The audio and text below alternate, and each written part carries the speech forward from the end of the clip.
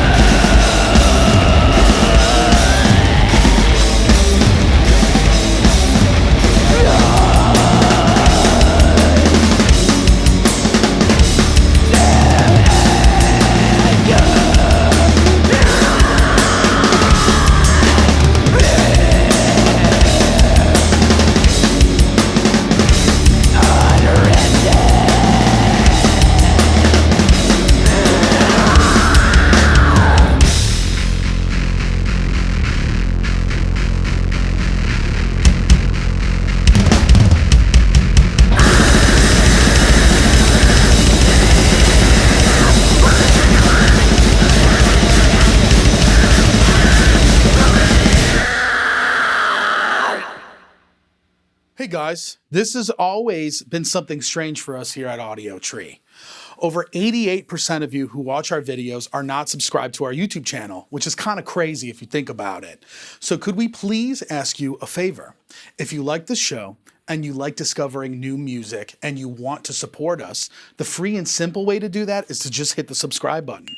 And our commitment to you is that if you do that, our team will continue to get the best bands we can. We'll listen to your feedback. We'll book the bands you want to see on the show, and we'll continue spreading the word of live music to the world. Thank you so much. So you guys are pretty knee deep on this tour right now with Better Lovers, Spy, and Cloakroom, right? Yes, sir. How's it going so far? It's going good, man. Hell yeah. Four very different kinds of bands. Yeah, very mixed bill. But, that's like sonic surface level. Everybody gets along really well behind the scenes. Everybody's got a similar mission. So that's awesome. Mixed bills are the best, kind of. I totally agree. I thought it was so cool to see you guys get on a tour like this. Big time. Yeah, very, very awesome. So you guys, from what I understand, are also right on the cusp of a release that you guys put out last Friday called Scraping the Divine. Yes, sir. A collaborative release with Toronto-based industrial artist Andrew Nolan. Yep. How did this collaboration come about for you guys? Well, he was in one of our favorite bands of all time called The Endless Blockade. And when Spencer started Full of Hell, it's the first thing he showed me when we were young. And we reached out to Andrew to show him our early attempts at noise and electronic stuff. Yeah. And he gave us, a really thoughtful email back. He was kind of known to be pretty upfront and serious, but he was really kind to us. And over the years, we just played lots of shows together, collaborated on a ton of stuff. We've toured with several of his bands. It was just like a long road, long friendship in the making. Nice. Yeah, that's about it. Do you think when it comes to having a long friendship like that, you find it easier to go into a collaborative process like that? Oh yeah. I mean, he knows our faults. He knows what we're good at. It was very, very easy. I mean, I think he knew exactly what he wanted to do as soon as he got a hold of the stems for it. Yeah. It was an easy one. That's awesome. Passion project for sure. How long did it take you guys to put this whole release together, would you say? Well, it's long distance, so with a lot of these things, it's not like there's not a deadline with a lot of these long distance collaborations. Sure. So we allow it to take as much time as possible. So there were several recording sessions, and then Nolan worked on it, at his leisure, at his availability at home. Mm-hmm. So since there was no deadline, I mean, I think there was probably a couple years involved, but it wasn't a couple years of constant grinding. Right, just kind of just touch and go. Yeah, letting it breathe. Of course. Letting him do his thing. Yeah, I think that's great. I think that's awesome when you have a collaboration process like that where everybody has room to kind of expand their creativity with it. What would you guys say is an indicator for you when a project like that is complete? When does it feel like it's finished? I feel like with a lot of projects and a lot of stuff you work on, nothing is ever fully complete in your mind, and you just have to sometimes just be like, I can't work on this anymore, and it needs to lie, because if you harp over it too much and comb through it too much, then you're going to either take away too much or add too much, and it's going to sound junked up. Yeah. So there's you can't just get in your own headspace and just be oh, it's incomplete, it's blah, blah, blah. It's just, it has to feel right kind of thing. Yeah, you don't want to over-knead the dough. You want some bite. Of course. Makes sense. But I think that's great that you guys know when to kind of cut it off there, because I think a lot of people can relate to that feeling of not knowing when something might feel complete. I mean, just kind of, it's a mystery. We don't know. We just know, not to maybe over-knead it, because you could just keep working on it forever. Absolutely. Yeah. Absolutely. So you guys frequently put out collaborative releases. I know you guys have put out releases with the band Nothing, Primitive Man, Merzbow. What kind of got you guys on this path to do so many creative projects like that with other artists? Well, it was kind of accidental. A lot of our biggest influences, whether it's Man is the Bastard or whatever, did a ton of splits. So from the get-go, we were all down with splits, and we were splitting with our friends all the time. We met a friend of ours, his name is Balázs Pandi, he's a Hungarian drummer. He was at a show at St. Vitus that we played when we were really young. He was really into the band, and it just so happened he was the live drummer for Merzbow, and he suggested to Masami that, we would love to do a split, and Masami wanted to do a collaboration, because that's just kind of you should go all in with it. So we kind of got thrown into the deep end really quickly with that. And from there, The Body was one of my favorite bands ever, and still is. So I had this goal with Spencer where I just wanted to play shows with those guys. That was the goal. But as soon as we became friends with those guys, they suggested the collab. And from there, it's just kind of been a snowballing thing. And I like to think that we get a lot from every single one of them. It pushes the band forward into a new evolution every single time we get put into a room with different kinds of people. So I think at this point, unintentionally so, it's like an essential part of our DNA. But it was happenstance, like all things. It's also, too, it's like we all collectively like so much music. So, doing a record with Andrew Nolan can scratch like an industrial noise itch, or doing something with Nothing could scratch an itch of like stuff we like that's more like indie rock or shoegaze or whatever, but still have our fingerprints on it. Yeah, totally. Perfect. Yeah, I think it's great, guys. I think some of my favorite work of your catalog is just some of these collaborative projects, and it's so interesting to hear like a record like the one you guys did with Nothing. That's just never heard anything like it before. I think that's truly something that can be admirable in today's day and age. But anyway, before we get too carried away, let's hear what else you guys got going on.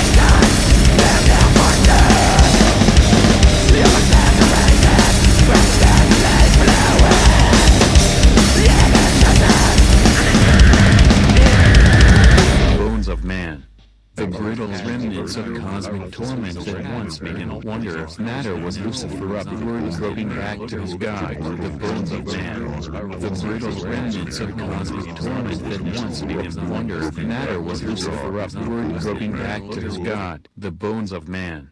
The brittle remnants of cosmic torment that once made him wonder if matter was Lucifer upward groping back to his God.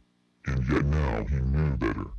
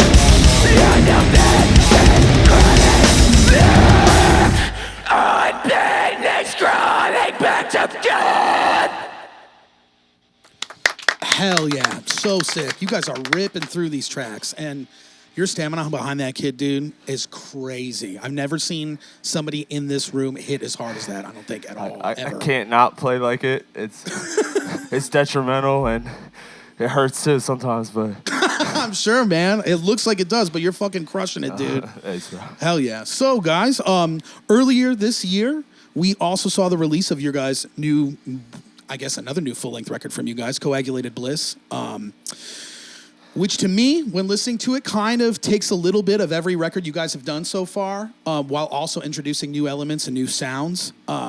We got guest features from Jacob Bannon, Ross Dolan, and I love Immolation, so immediately, get the hell yes from me. What was the focus on creating Coagulated Bliss? What was kind of the idea or the ethos behind it when making this record? I mean, it's like going back to what I was saying earlier about like the collabs is like kind of, we were more in like that headspace of like trying to do more stuff that wasn't necessarily like extreme metal, but putting it through like an extreme metal filter. Like I'm really into like noise rock and later SST type stuff like Dinosaur Jr. and Sonic Youth. And those bands have always been a big influence on me, but I've like never really like tried to incorporate those sounds into the music. But this record, I was like I said, we had already done stuff with nothing. So I'm like, why not have more like kind of like catchy song structured tunes that are like a combination of Napalm Death and Dinosaur Jr. or something like that. Yeah, and thematically, this one was kind of like a new chapter. We hired this painter we've been friends with for a long, long time, guy that's kind of personally pushed me like further along my artistic career, this guy Brine Montori. And I was discussing album art with him because we didn't really know like thematically where the record was going. There wasn't a title or anything. And he suggested that we come home and write about where we're from, Ocean City and central Pennsylvania where I live. There are a lot of commonalities in our personal lives and in the kind of neighbors we have and the subculture of like destitute, impoverished, rural, like white America. There's a lot of horror stories, right around us. I've been kind of a very metaphorical writer for a long time. I tried to ground it a little more, and I found there was a lot to say about where we came from. So the record, on the thematic point, became very personal. Like through the art, I mean, there's like a wrecked Ocean City in a central Pennsylvania Appalachian forest, and there's all kinds of nods in there to like traumas at home and just like really experiences that I feel like are really common. So that was a turning point for us as well there.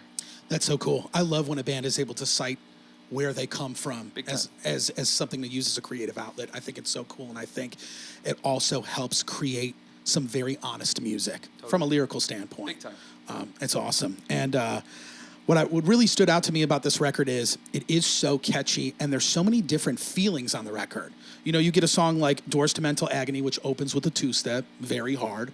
You get a song like Fractured Bonds to Mecca, which gives me kind of this like doomy industrial vibe, and Bleeding Horizon, which is this like slow, big song. It's just really cool that you guys are able to maintain that kind of catchiness while executing all of these different types of feelings on the record. Was there an intention to have more variety on this record from song to song?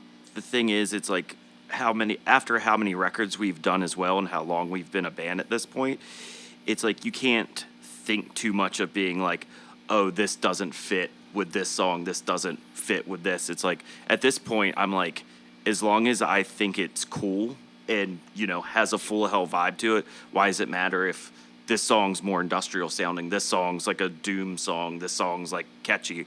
It's like, as long as it's coming from me and as long as we as a group like enjoy the music, like there's bound to be someone out there that will have the same mindset as us. So it's like, you can't be afraid to try new things, because if not, you're going to stagnate. Also, watching these guys play from outside of the pod, because I'm the Pennsylvania guy and I'm the singer, I don't have an instrument. These guys have been playing together for so long now that they have like, I think they have like a really special synergy. It's fun for me to be in the room with them, and I do think like, no matter what he's aiming for, which I think has been like a long-term goal that's finally like crystallizing as far as the sound goes. I think no matter what they're playing, to me it sounds like them. It's their hands on it. So yeah, like you were saying about honesty, like I don't think there's ever been a grift or a fakeness to the kind of music they're writing. It all speaks and it all sounds like them. Yeah. Absolutely. I think that, to me, that kind of is the ethos of what I think of when I listen to Full of Hell. I mean, you guys are such an eclectic band.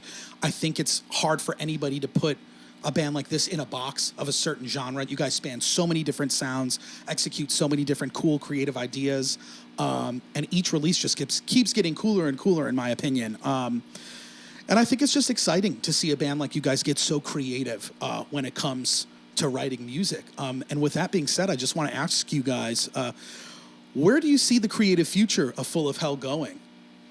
I honestly don't know, because this is like the first time in years we aren't actually sitting on written music. Like, we have to actually like start fresh, because with even the Nothing collab and the Andy Nolan collab, we had been working on those for like so long that, you know, kind of writing a new LP was just like time filler until those records come out. So now that we don't have anything that we're sitting on, we're kind of just like, oh, I don't know, maybe it might be nice to take like a little mental break from that. But I mean, I know I won't, because I've already written like 100 songs that I've sent these guys. So Well, that's awesome, dudes. And that being said, we can hear the rest of what you got going on here.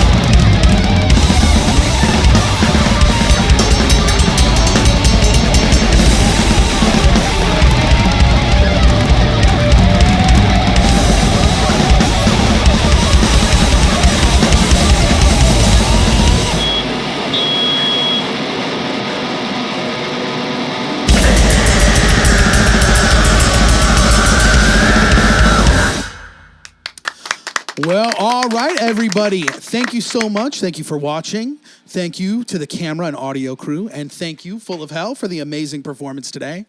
And thank you to our viewers. If you haven't, make sure to like and subscribe to the channel. If you feel so inclined, leave a comment on the session and let us know what you think about it. Check out this session right now on Spotify, Apple Music, and every streaming platform available. Once again, my name is Jason, and thank you for your time. We'll see you very soon.